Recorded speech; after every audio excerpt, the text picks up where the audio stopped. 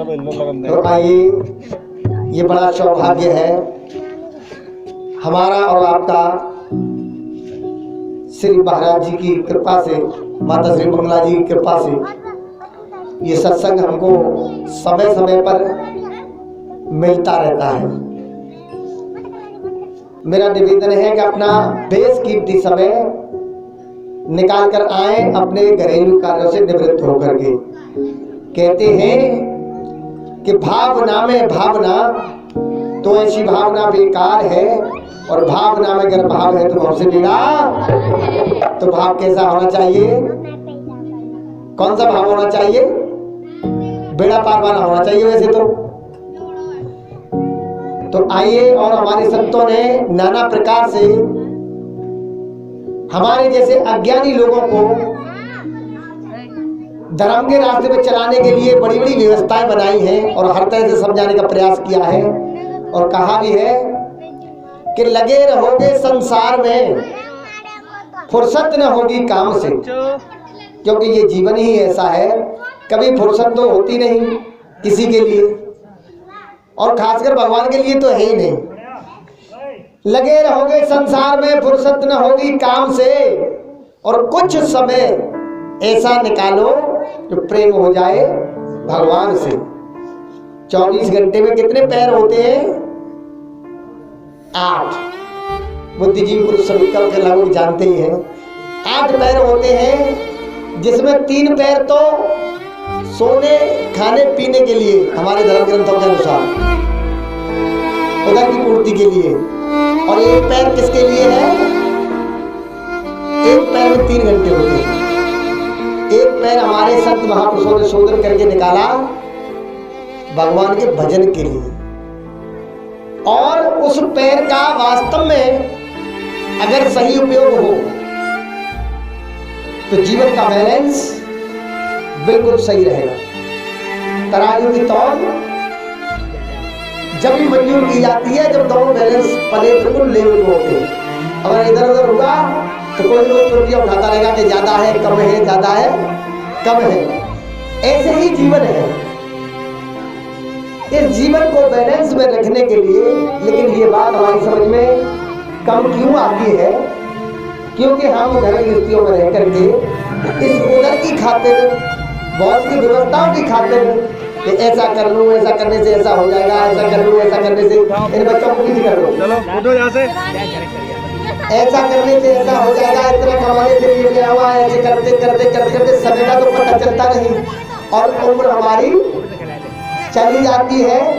जब समय हमारे हाथ से छूट जाता है इन कामों में, तो उस बालक के भजन के लिए, सुमरन के लिए, उसकी जानकारी के लिए समय हमारे पास नहीं रह पाता। फिर हमारा मन वही काम करता है जो हमने जवानी में किया, बार बार उधर ही जाएगा, चाहे आप कितनी भी कोशिश कर लेना। क्योंकि भगवान को याद कब किया? जब हम किसी मतलब के नहीं रहे, तब भगवान को याद किया, तो मन तो उसमें लगेगा नहीं। इसलिए ये जीवन इसलिए दिया है, और 84 लाख योनियों में सर्वश्रेष्ठ भी इसीलिए इसको माना गया है कि इसमें इस चीज को समझने की क्षमता है, और समझ करके कोई भी कार्य दुनिया का ऐसा नहीं जो मनुष्य न कर सके। कोई भी मनुष्य से मतलब रह नहीं सकता करे बगैर। लेकिन बड़ी विडंबना है, सारे दुनिया के काम करने की कोशिश करते हैं और करते भी हैं। कोई कुछ करता है, कोई कुछ करता है, लेकिन यही एक सौदा ऐसा है कि इसमें हम लास्ट में पछतावा करना ही पड़ता है।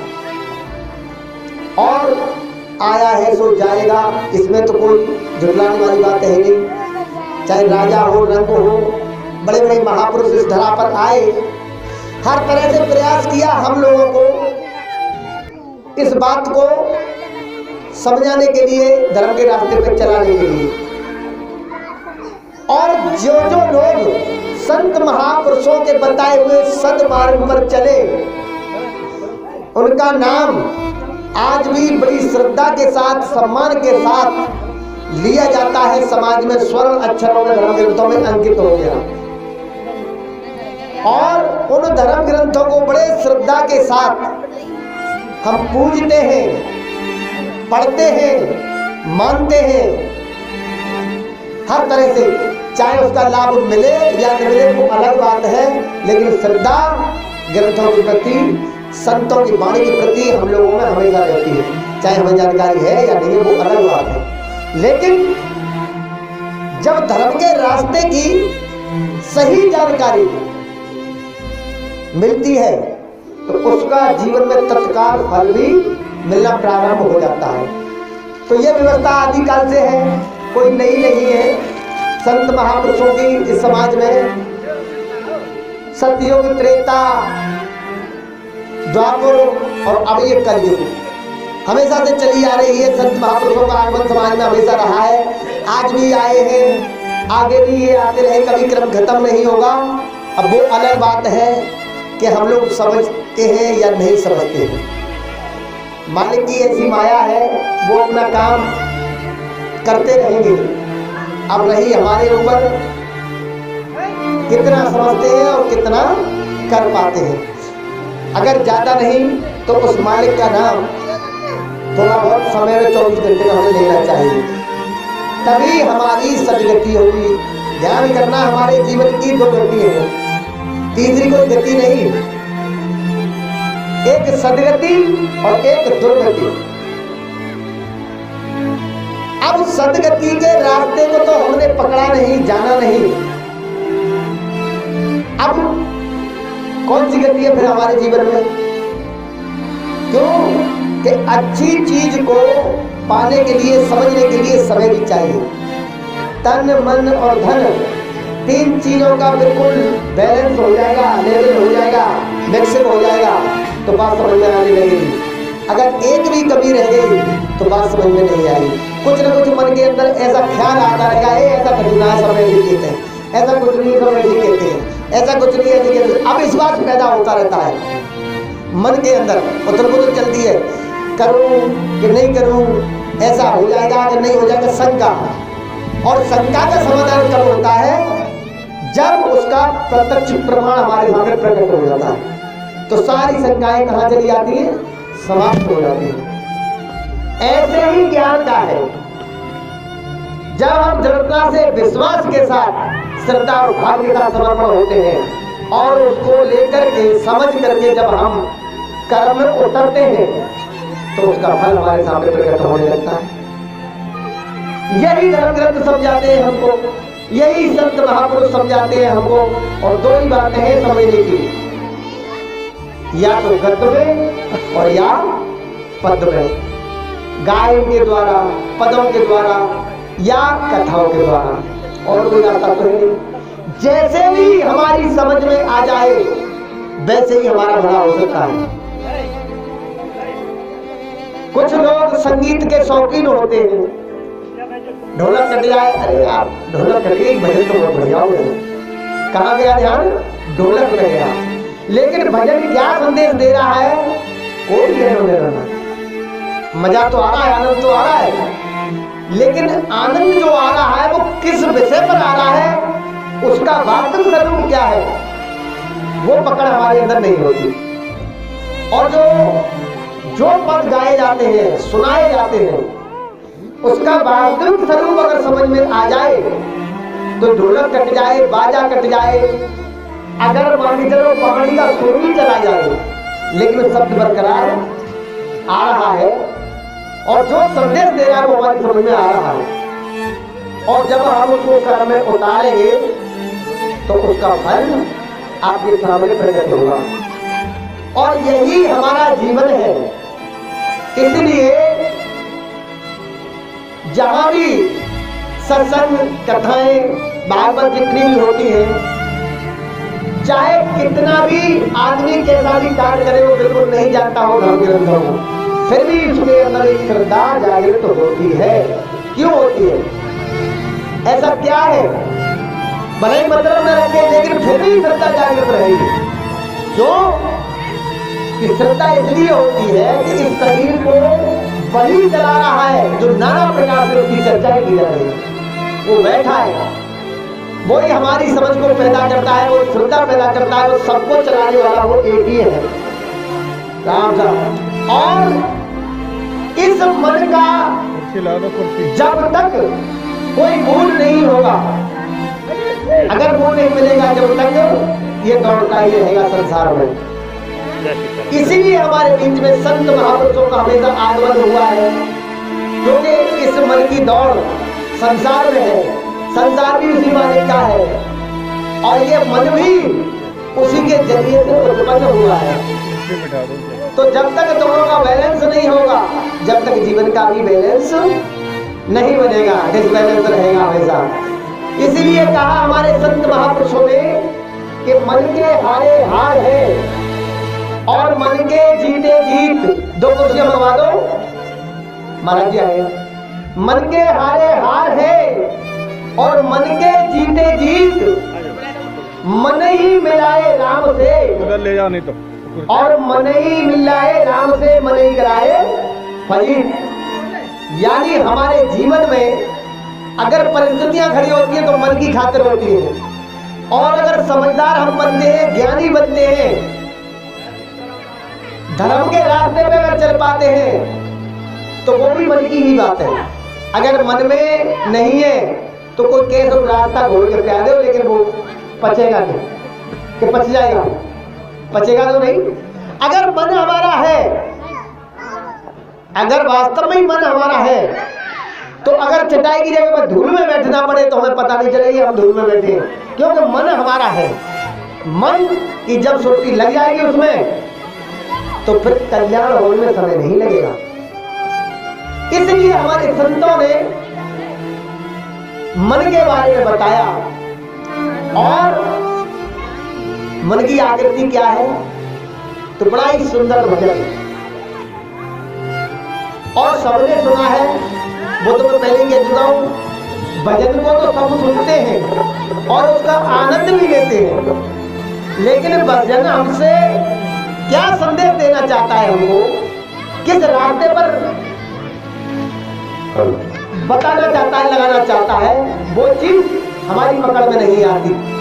तो आइए एक सुंदर सा भजन, कहते हैं कि शब्दों की है दुनियादारी और शब्दों का है भेद, शब्दों से बच्चा पास है और शब्दों से ही।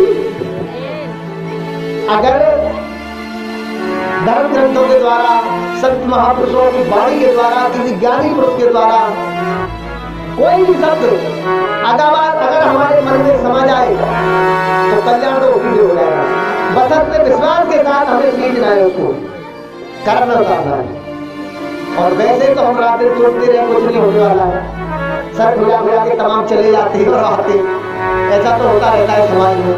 लेकिन बात है कि हम अपनी चित्त वृत्तियों को, अपने मन को कितनी दृढ़ता से और कितनी श्रद्धा भाव के साथ लगा सकते हैं। तो आइए, 4 लाइन की पद्य भी बड़ा ही सुंदर लिखा है, और कितना सुंदर लिखा इस मन के बारे में।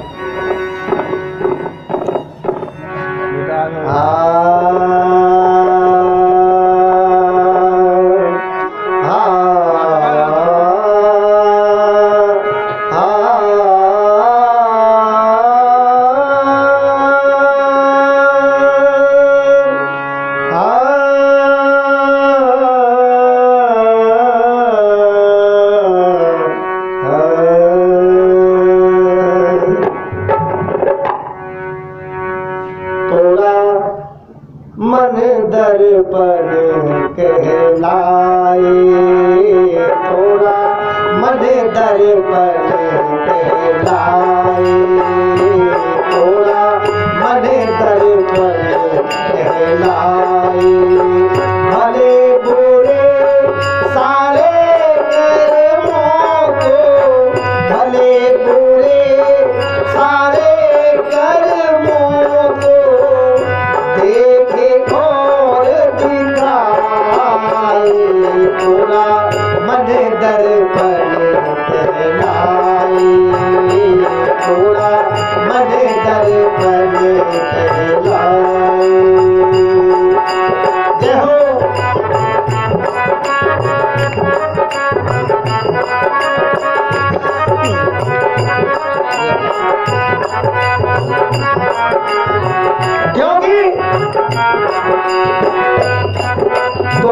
मन दर्पण कहलाए भले बुरे सारे कर्मों को। क्या लिखा है? भले और बुरे दोनों तरह के कर्म होते हैं। सारे कर्मों को देखता है और समय में दिखाता भी है। जब दिखाता है तो हमें पता चल जाती कि हमारा कर्म का फल कैसा है।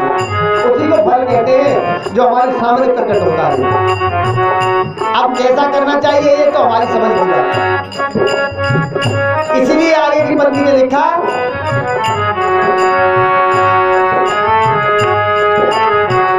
मन ही देवता मन ही ईश्वर मन सबका आधार। मन ही देवता मन ही ईश्वर मन सबका आधार। मन से कोई बात छुपे ना मन के लेन हजार। जग से चाहे भाग ले कोई, जग से चाहे भाग ले कोई मन से भाग न पाए। तोरा मन दर्पण कहलाए, तोरा मन दर्पण कहलाए। भले बुरे सारे कर्मों को देखे और दिखाए। तोरा मन दर्पण कहलाए, तोरा मन दर्पण कहलाए।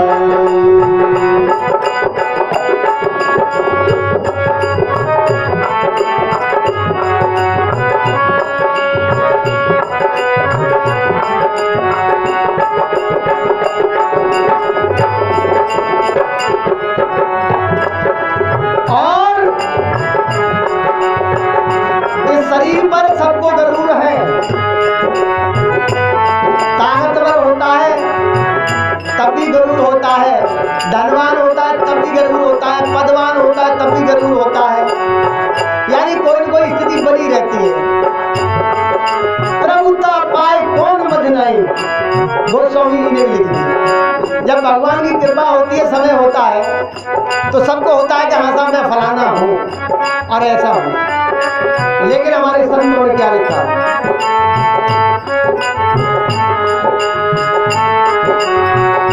तन की दौलत धन की काया मन का धन अनमोल।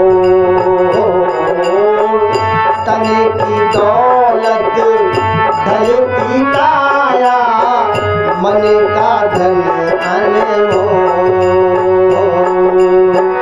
तन की खातिर मन के धन को मत माटी में रो।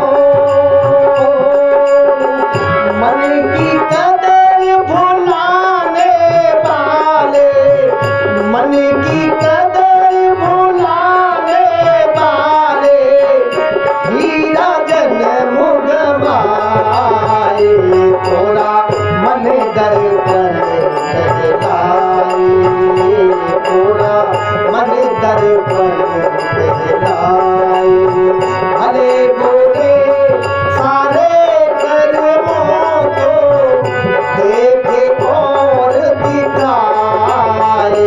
तोरा मन दर्पण कहलाए, तोरा मन दर्पण कहलाए, तोरा मन दर्पण कहलाए।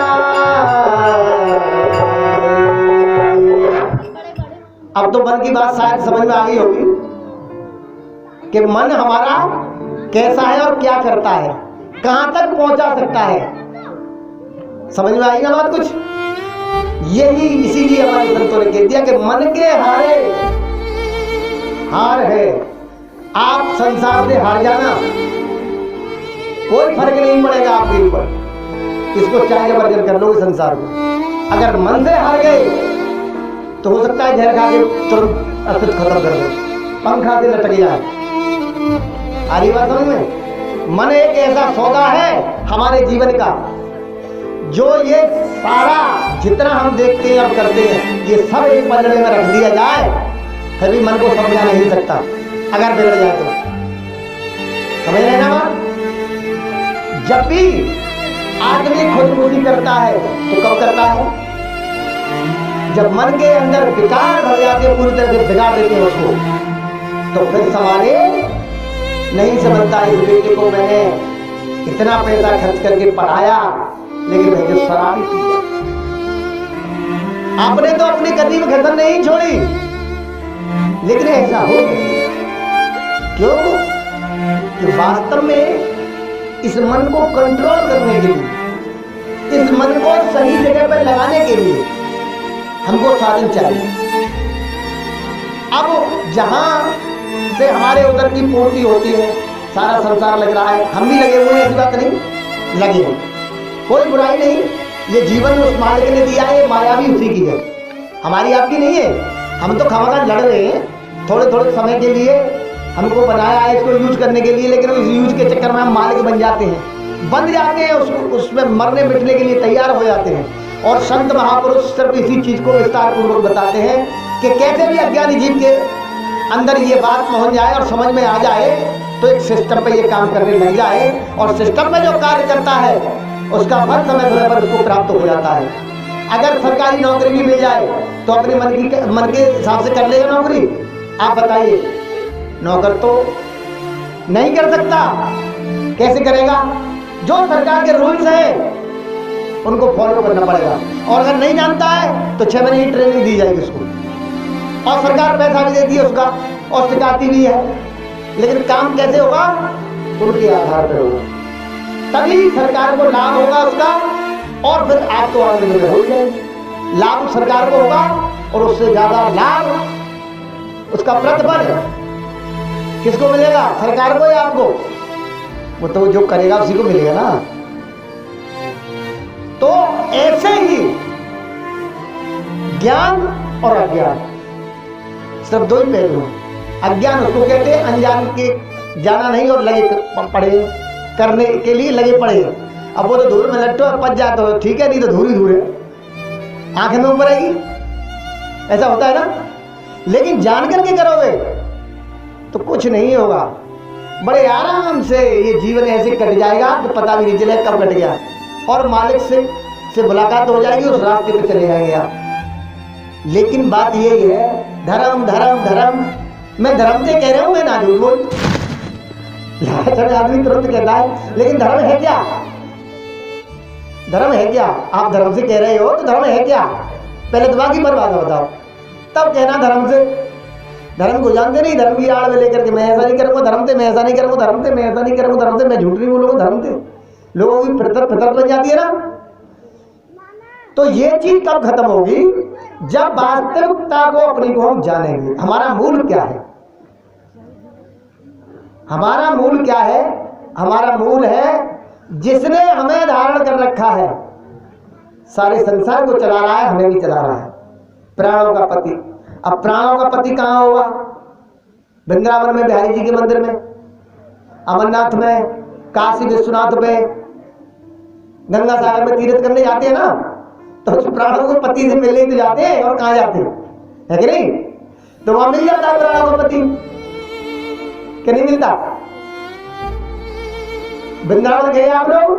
जाते होंगे, ऐसी बात नहीं, परिक्रमा देने के लिए या बिहारी के दर्शन करने के लिए कौन कौन गया है? जरा हाथ खड़े करके तो बताए। अच्छा तुम गए, अच्छा गए। तो ये बताइए वहां पर आपने किसके दर्शन किए? सच सही बताना, यहाँ कोई है? भगवान जी के, भगवान जी के वास्तव में दर्शन किए? बेटा यही तो झूठ बोल रही है, या तो तुझे ज्ञान नहीं है इस चीज का।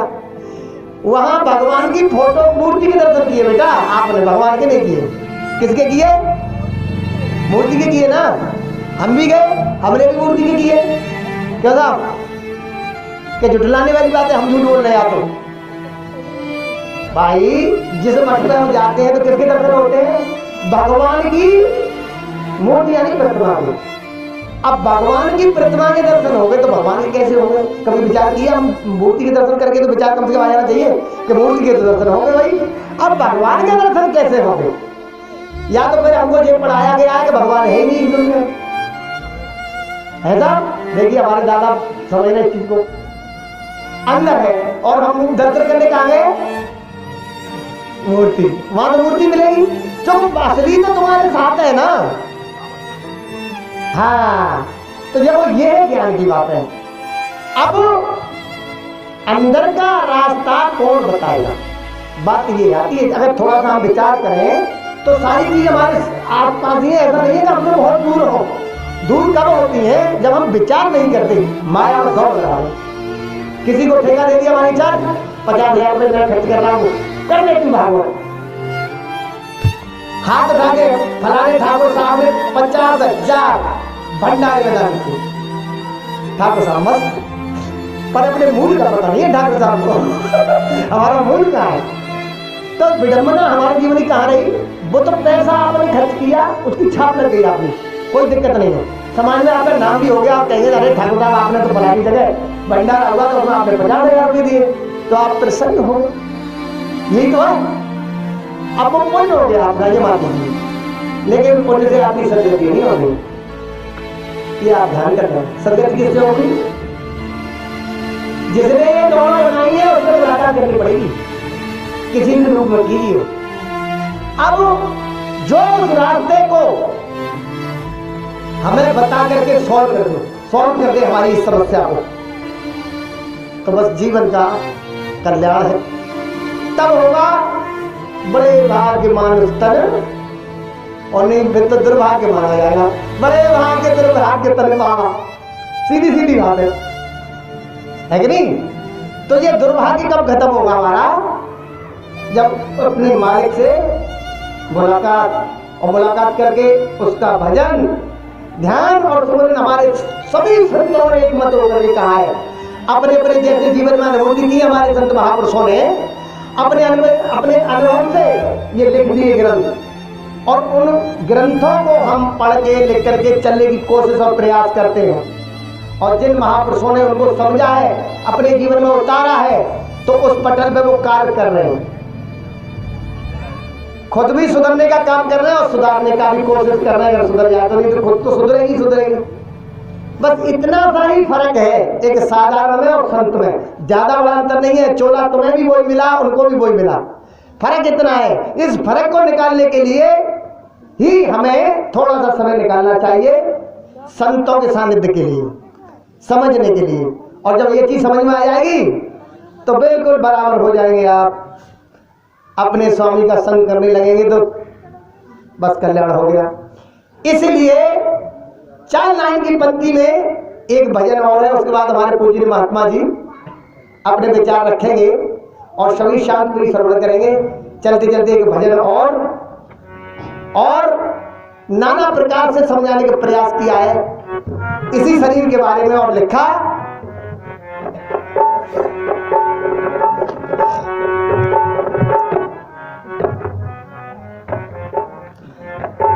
ये मानव चोला किराए का घर है। ये तो सभी जानते होंगे। एक दिन खाली, अगर हमें इस बात का अहंकार हो कि इसको तो हम खाली नहीं करेंगे, लेकिन ये व्यवस्था तुम्हारी है ही नहीं ये तुम्हारी व्यवस्था है ही नहीं, इसलिए तुम्हारी चलने वाली है नहीं। इसलिए हमारे संतों ने अपने अनुभव से लिख दिया, और क्या लिख दिया? ये मानव चोला किराए का घर है। और दोनों हाथ खोल कर माता बहनों, एक दिन घर से निकलना पड़ेगा, इतना एक दिन निकलना पड़ेगा। मानव चोला किराए का घर है, इतना एक दिन बदलना पड़ेगा, इतना एक दिन बदलना पड़ेगा। मौत आ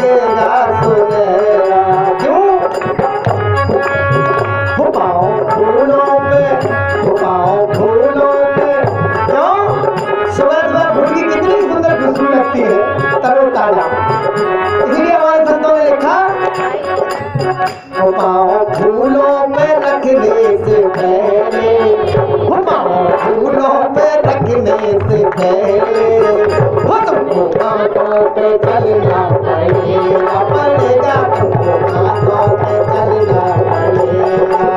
ये मानव चोला किराए का घर है, बदलना पड़ेगा, पड़ेगा बदलना पड़ेगा।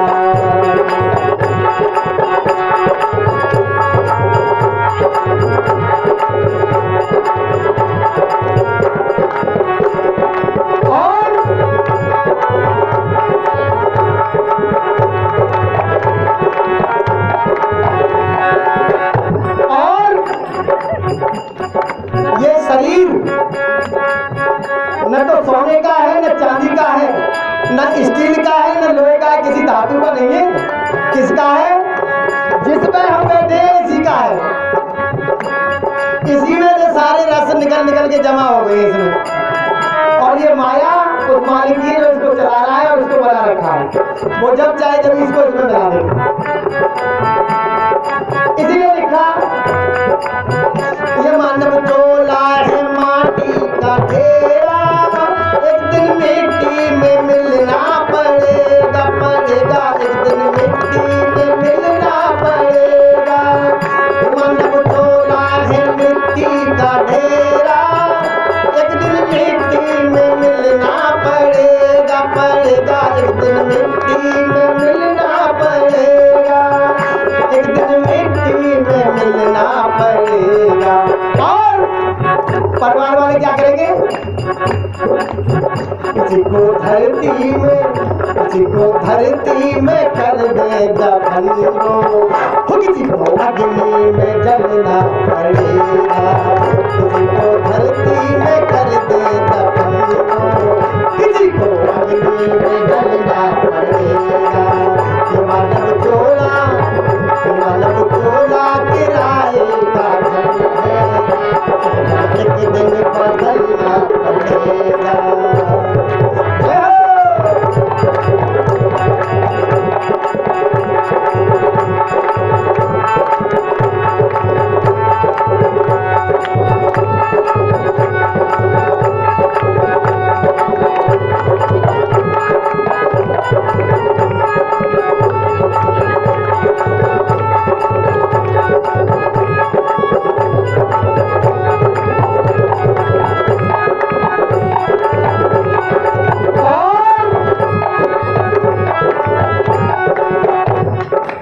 पंक्ति में कितना सुंदर लिखा है।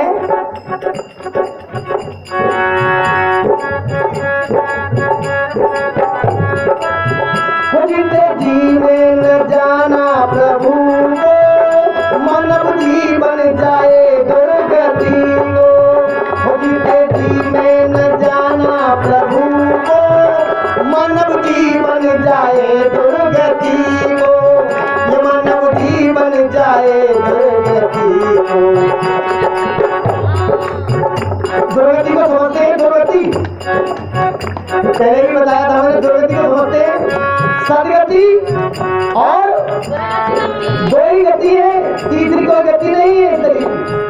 तो कौन सी गति? अगर नहीं समझा तो कौन सी गति बताओ? आप तो समझदार हैं। अगर नहीं समझा उस मालिक को, जीते जी मुलाकात नहीं हुई, तो कौन सी गति? दुर्गति। तो इस गति को बचाना है कि नहीं? ऐसे ठीक है,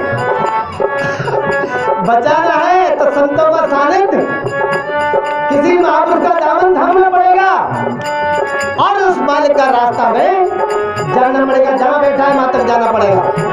संसार में कितने भी दौड़ लेना, धन तो मिल जाएगा, राजा भी हो सकते हैं आप, ऐसी बात नहीं है। तो संसार तो राजा का है। इस धरती का जो भी राजा बनता है वो संसार का बनता है, किसी के मन का नहीं बनता। लेकिन जो असली राजा इसका है, अगर उससे आपकी भेंट हो गई तो आपको पता चल जाएगी राजा किसे कहते हैं। इसीलिए कहा कि जीते जी में न जाना प्रभु को, मानव जी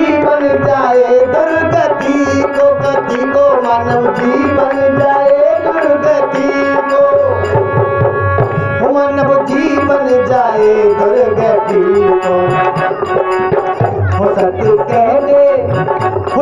कहते हैं सीएल सत्संगी, हो सत्य कहते हैं सीएल सत्संगी, हो 84 में भटकना पड़ेगा, पड़ेगा 84 में भटकना पड़ेगा। मानव चोला किराए का घर है, दिल बदलना पड़ेगा, पड़ेगा दिल बदलना पड़ेगा। मौत आकर के डालेगी डेरा, मगर से बाहर निकलना पड़ेगा, पड़ेगा से बाहर निकलना पड़ेगा, पड़ेगा से बाहर निकलना पड़ेगा। इसलिए संत महापुरुष आप लोगों के बीच में आते हैं, बस और कोई लालच नहीं, कोई कारण नहीं। अगर लालच लेके आते हैं तो फिर यहाँ तक आप कभी नहीं जाएंगे उनके माध्यम से। अगर लालच नहीं है, एक आत्मज्ञानी संत का यही लालच होता है कि जो धन मैंने कमाया है, अगर वो समाज में भी लोग समझ के इसको कमाने लग जाएं तो बस इससे बड़ा धन मेरा और कोई संसार में है नहीं। क्योंकि हर जीव अपना कल्याण चाहता है, और सुमान के लिए कृपा कर दी कि चोला दे दिया, नहीं तो बहुत है उसके पास ऐसे चोले बहुत रखे, इसको छोड़ करके फिर तो 84 में चाय उनका खोल दे देंगे आपको। आराम से गृहस्थी भी पालते रहो और भोग भी वासना में भी लगे रहो, इसी से क्या मतलब है? बस और कोई मतलब नहीं है इस मानव शरीर का। तो ज़्यादा ना कहते हुए आगे पूछिए महात्मा जी विस्तार से आपको समझाएंगे उसी के बारे में। सभी शांतिप्रिय माता बहनें सभी शांति से इच्छित होकर के सुनेंगे और एक बार जयकारा लगाएंगे भाव के साथ। बोलिए सच्चे दरबार की।